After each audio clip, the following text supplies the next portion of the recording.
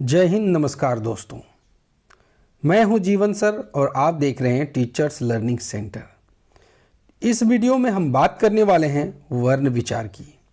अगर आपने इसका पार्ट 1 नहीं देखा है, जो कि है भाषा, लिपि, बोली और व्याकरण पर, तो उसे ज़रूर देखें। इस वीडियो के डिस्क्रिप्शन में मैं उसका लिंक डाल दूंगा और भी कई सारे वीडियो के लिंक डाल दूंगा। तो इस वीडियो में क्या मिलने वाला है आपको? इस वीडियो में मिलने वाला है वर्ण विचार। वर्ण विचार में आप जानेंगे वर्णों की परिभाषा, वर्णों के भेद, स्वर वर्ण क्या किसे कहते हैं, व्यंजन वर्ण किसे कहते हैं, लघु प्राण क्या है, महाप्राण क्या है, और आप संयुक्त अक्षर को जानेंगे, अयोग जानेंगे और भी कई सारी चीज़ें जानेंगे। तो बने रहिए वीडियो में और अंत तक में आप बहुत कुछ सीख जाएंगे। आपने कई व्याकरण की किताब पढ़े होंगे, लेकिन इस वीडियो में आप इंटरेस्टिंग तरीके से पढ़ेंगे। साथ में कुछ MCQ मिलेगा आपको लास्ट में, तो स्किप ना कीजिएगा, अंत तक वीडियो को जरूर देखिएगा। तो जानते हैं कि वर्ण किसे कहते हैं। वर्ण उस मूल ध्वनि को कहते हैं जिसका खंड या टुकड़ा न हो। यानी वर्ण क्या है? एक मूल ध्वनि है। मूल में जड़ होता है और उससे मूल से और छोटा कुछ नहीं हो सकता है। जिस प्रकार मनुष्य की शरीर की सबसे छोटी इकाई कोशिका होती है, पदार्थों में परमाणु होता है, उसी तरह व्याकरण में जो वर्ण होते हैं वो मूल ध्वनि है। ध्वनि का मूल, उससे छोटा ध्वनि और नहीं हो सकता है। तो ऐसे ध्वनियों को वर्ण कहते हैं। वर्ण के बाद हम जानेंगे वर्णमाला। तो वर्णों के क्रमबद्ध समूह को वर्णमाला कहते हैं। अब क्रमबद्ध समूह क्या हो गया?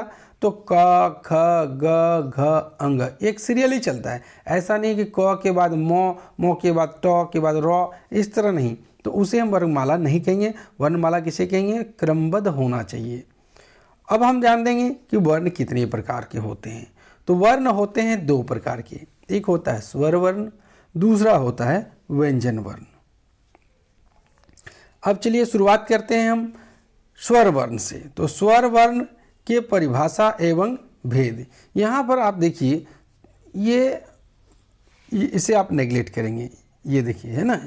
यहाँ पर पहले हम देखेंगे स्वर वर्ण की परिभाषा को और उसके भेद को। स्वर वर्ण, तो जिन वर्णों का उच्चारण स्वयं हो, यानी उसे किसी की जरूरत नहीं हो।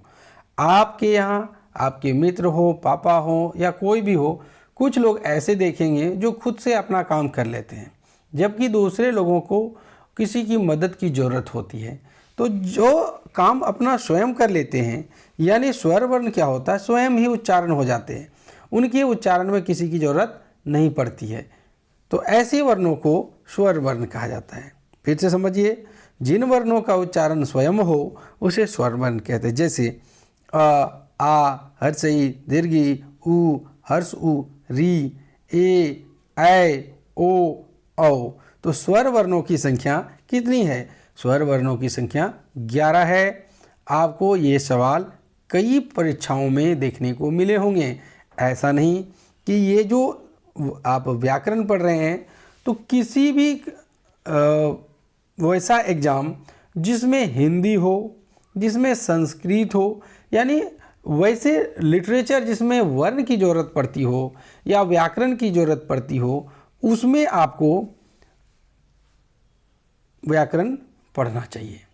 अगर आप व्याकरण पढ़ते हैं और उनकी बारीकियों को जानते हैं, तो आप कभी भी गलत करके नहीं आएंगे। आप बहुत सारी किताब को देख लीजिए, उसमें स्वर वर्णों की संख्या 11 की जगह में 12 मिलेगी।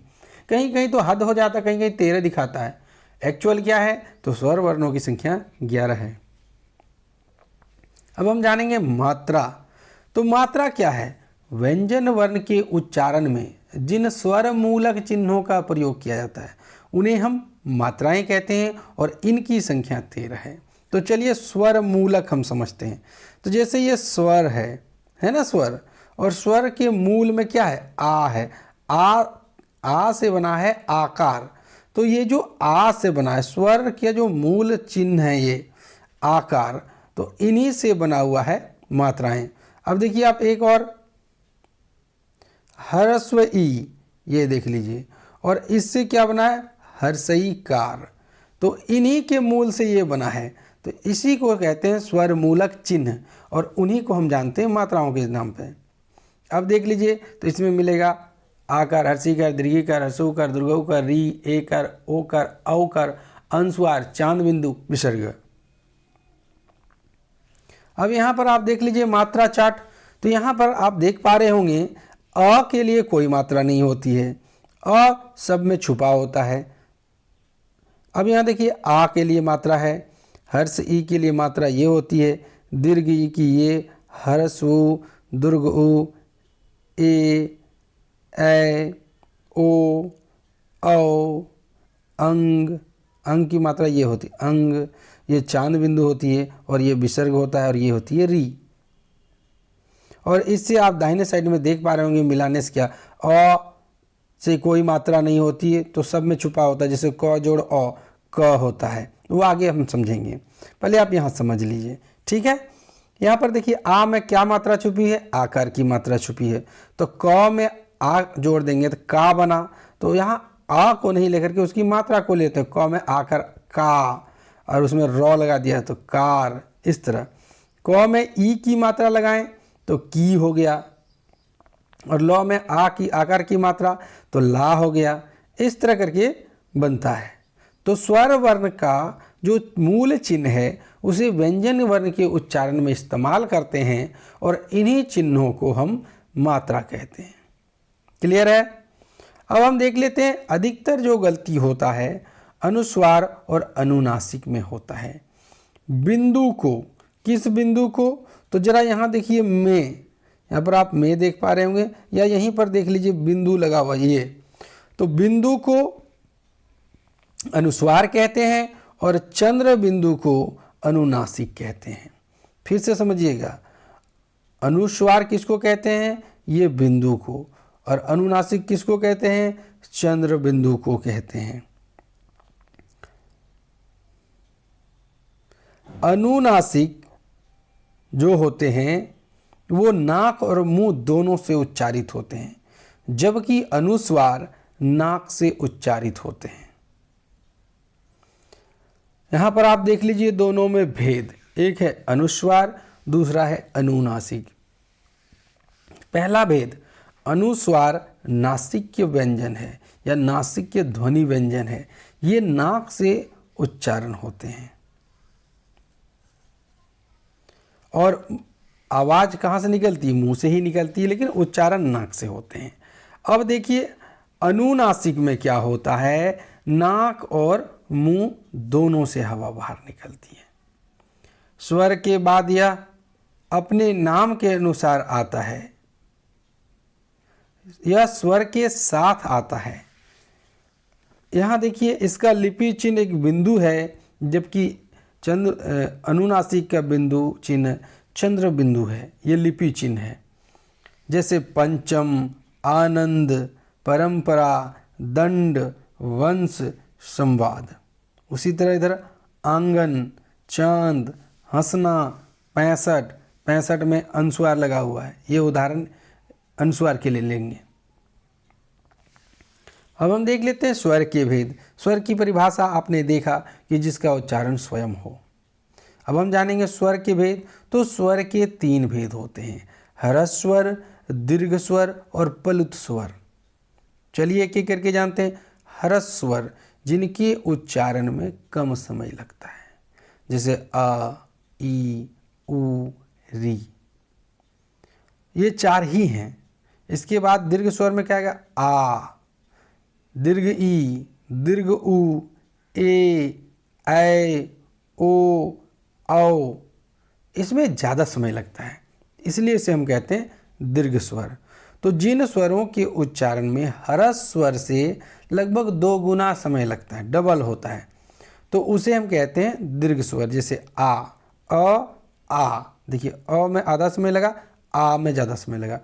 दीर्घ ई, दीर्घ ई, हर्ष ई, दीर्घ ई, ह्रस्व उ, दीर्घ उ, ए, ऐ, ओ, औ, इस सब में ज़्यादा समय लगता है, तो इसमें ज़्यादा समय लगा तो ये दीर्घ स्वर हो गया।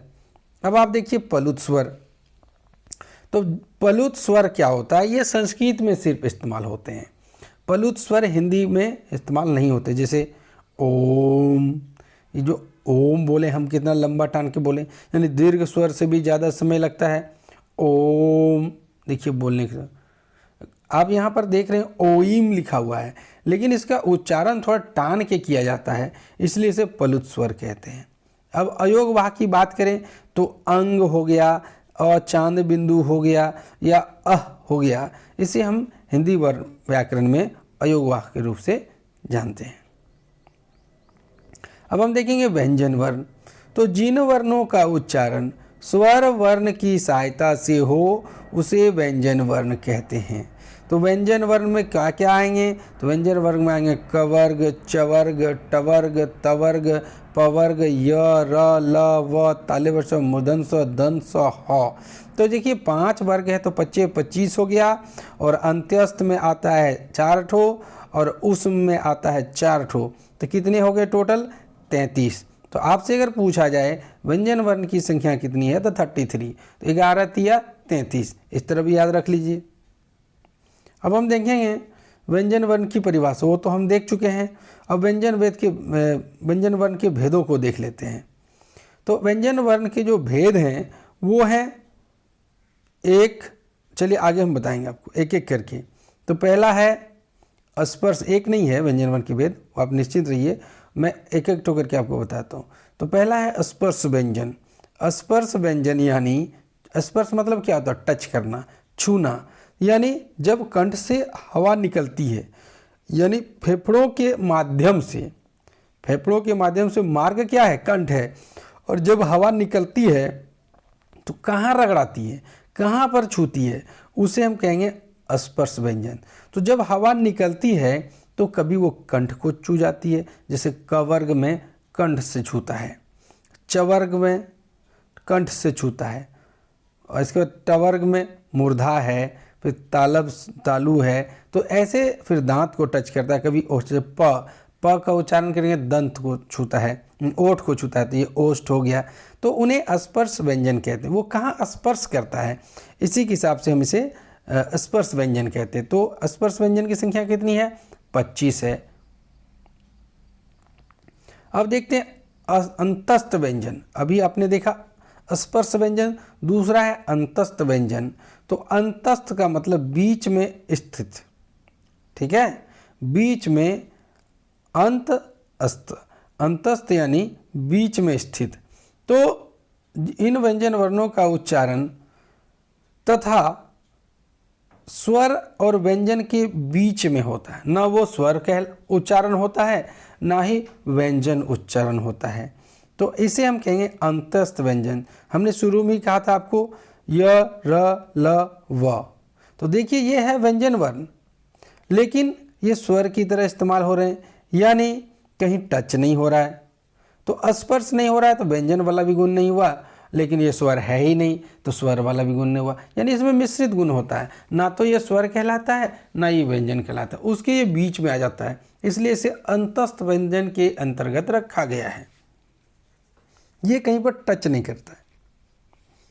अब देखिए ऊष्म व्यंजन।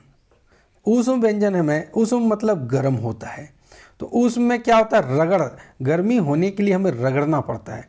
जब मुख से हवा निकलती, जैसे तालव्य सौ कितना लंबा गया, मूर्धन सौ, दंत सौ, ह, तो ये जो रगड़ के साथ निकलता है इसलिए इसको हम ऊष्म व्यंजन कहते हैं। अब देखिए विसर्ग। तो इस ध्वनि चिन्ह को डबल बिंदा, देखिए 2 ठो बिंदा है ना, जिसे हम लोग अनुपात समानुपात बनाते हैं, उसमें लगता है ये वाला बिंदा, उसी तरह का होता है, लेकिन उच्चारण क्या कहते हैं इसका? ह का करते हैं। जैसे अतः, प्रातः, अंततः, ये सब क्या हैं? ये सब संस्कृत के तत्सम शब्द हैं।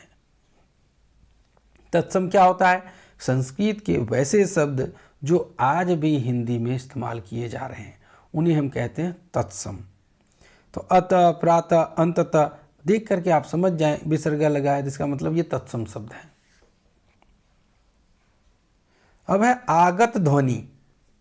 आगत ध्वनि का मतलब ओ भी नहीं बोल सकते हैं, आ भी नहीं बोल सकते हैं, जैसे ओ है ना, जैसे डॉक्टर, डॉक्टर भी नहीं बोल सकते, डॉक्टर भी नहीं बोल सकते, डॉक्टर, या काफ़ी, काफ़ी बोल देता है बहुत, लेकिन कॉफ़ी होता है कॉफ़ी। तो यहाँ पर कॉफ़ी भी नहीं बोल सकते हैं, काफ़ी भी नहीं बोल सकते, क्या बोलेंगे कॉफ़ी। फिर बोलेंगे टॉफ़ी, फिर बॉल, है कि नहीं। तो यहाँ पर देखिए चंद्र तो लगता है लेकिन बिंदु नहीं लगता है। जब चंद्र लगे और बिंदु ना लगे तो उसे कहते हैं हम आगत ध्वनि। फिर से एक बात देखिए, ये देखिए ये चंद्र हुआ और अगर बिंदु लगा दिए तो इसे कहेंगे अनुनासिक, यानी चंद्र बिंदु। हमने चंद्र तो लिया लेकिन बिंदु नहीं लिया, तो ये कहाएगा आगत ध्वनि। अब है संयुक्त वर्ण। वर्णों का मेल वर्ण संयोग कहलाता है, यानी वर्ण को मिलाना कहलाता है। और इससे जो शब्द बनेंगे, जो वर्ण बनेंगे, उसको क्या कहेंगे संयुक्त वर्ण कहेंगे। फिर से समझिएगा, वर्णों का जो मेल होता है वो वर्ण संयोग कहलाता है, लेकिन मिलने के बाद जो नया वर्ण बन जाता है उसे हम संयुक्त वर्ण कहते हैं। जैसे अक्ष, त्र, ज्ञ और स्र। तो अक्ष में क और मूर्धन स मिला है, त्र में त और र मिला है, स्र में स और र मिला है, और ज्ञ में ज और अंग, ज और इया होता है। ठीक है, यहाँ पर ज और अ नहीं होगा, ज और इया होगा। ऐसे ज और इया मिलने से ज्ञ बनता है। अगर ज के साथ अ मिला दें ना, तो ज के साथ अ मिलाएंगे तो ज बन जाएगा। तो यही तो है जो व्यंजन वर्ण का उच्चारण स्वर वर्ण की सहायता से हो। जैसे भिक्षा में अक्षों का इस्तेमाल हुआ है, क्षमा, त्रिशूल, त्रिभुज, श्रमिक, विश्राम, संज्ञा, विज्ञान, ये सब एक एक ठो दो ठो करके उदाहरण है इसके। अब हम देखेंगे अल्प प्राण।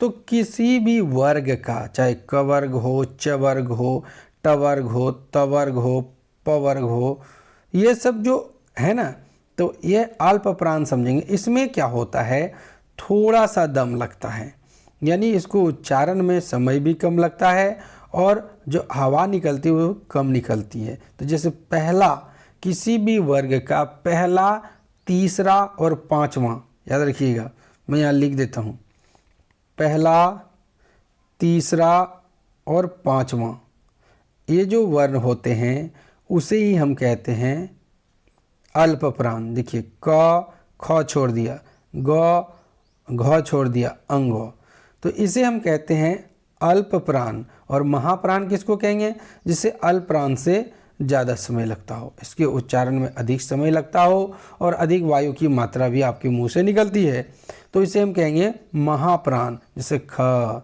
घ, छ, झ। तो इसमें क्या देखना है हमें, इसमें हमें देखना है दूसरा और चौथा वर्ण। पहला, तीसरा, पांचवा वर्ण अल्प प्राण कहलाता है, जिसे लघु प्राण कहते हैं, और दूसरा और चौथा महाप्राण कहलाता है। अब वर्ण विच्छेद क्या है, तो वर्ण यहाँ वर्गो हो जाता है, बहुत इसको आपको वर्गों होगा या वर्णों होगा। ठीक है, तो शब्दों के वर्णों को अलग अलग करना वर्ण विच्छेद कहलाता है। इसके ज्ञान द्वारा वर्तनी एवं उच्चारण की अशुद्धियों से बचा जा सकता है। और बच्चों को तो बहुत सिखाना, जैसे 100 है, तो जैसे 100 आधा है तो इसका मतलब इसमें व्यंजन नहीं घुसा हुआ है, इसलिए 100 व्यंजन तो है लेकिन इसमें स्वर नहीं घुसा हुआ। फिर से आपको मैं दिखाता हूँ, यहाँ पर देखिए क के साथ अ जुड़ा है क्योंकि पूरा क है, और जब आधा होता है ना तो ये प्योर व्यंजन होता है, इसमें कुछ नहीं है। तो 100 आधा है तो हलंत लगा के छोड़ दिया, व के साथ अ पूरा है तो व के साथ अ घुस गया, देखिए। और च आधा है तो च अकेला हुआ, छ के साथ अ घुसा। तो यहाँ पर देखिए व्यंजन वर्ण में स्वर वर्ण की सहायता हुई है, यहाँ भी हुई है, लेकिन ये पूर्ण रूपेण शुद्ध व्यंजन है तो इसमें स्वर की सहायता नहीं मिली है।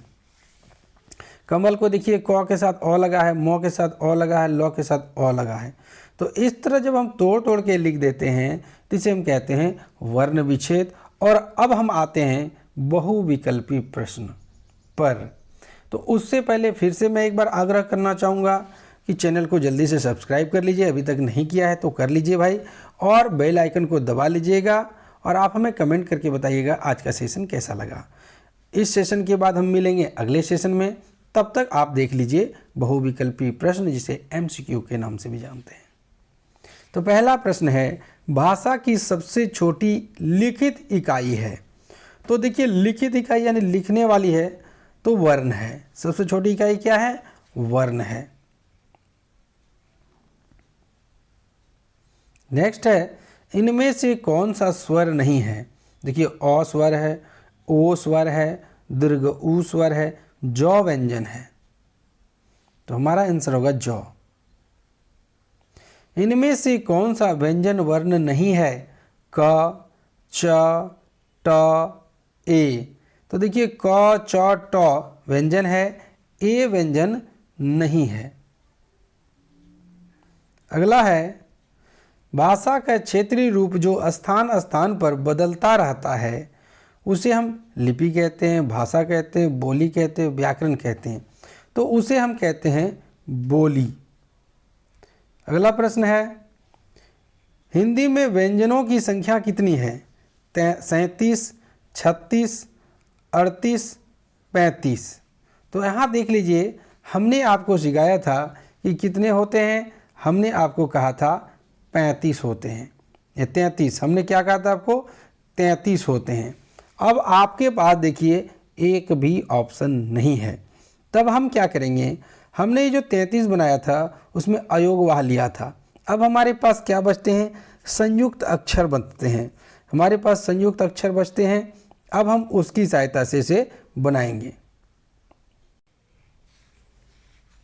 तो चलिए अब इसको कैसे बनाया जाएगा ये देखिए।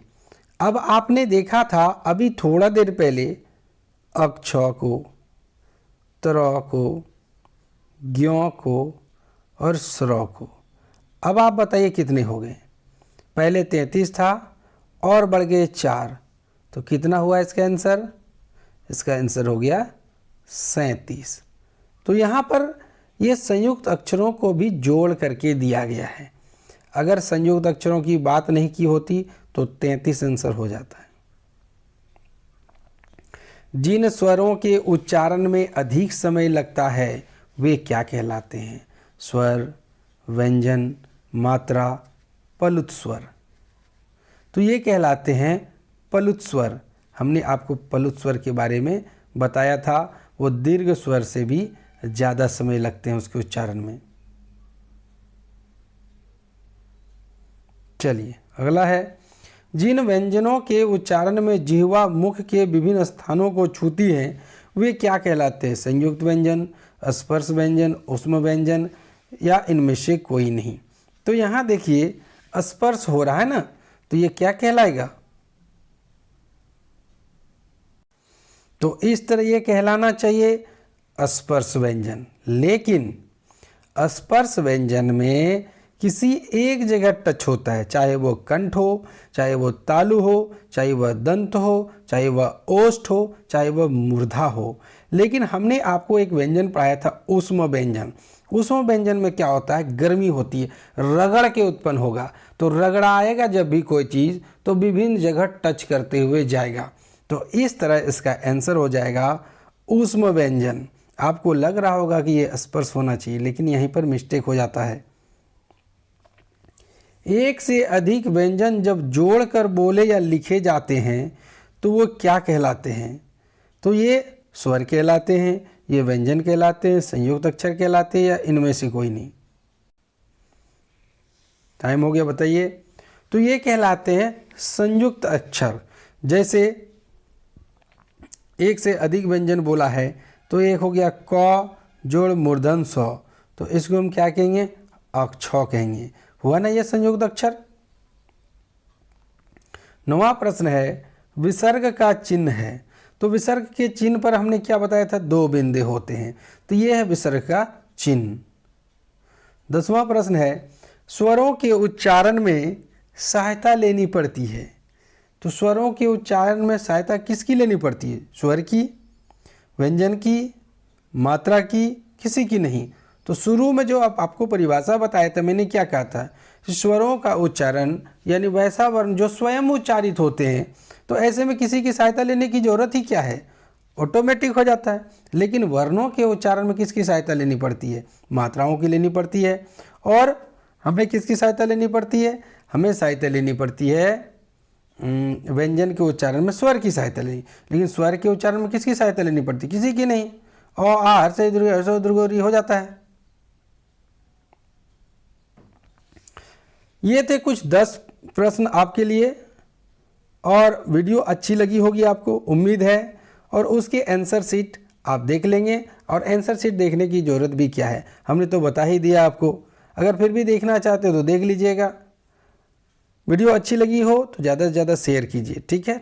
आपने सब्सक्राइब कर ही लिया होगा, क्यों आपको बार बार तंग करें हम। तब तक मिलते हैं अगले वीडियो में, तब तक के लिए धन्यवाद।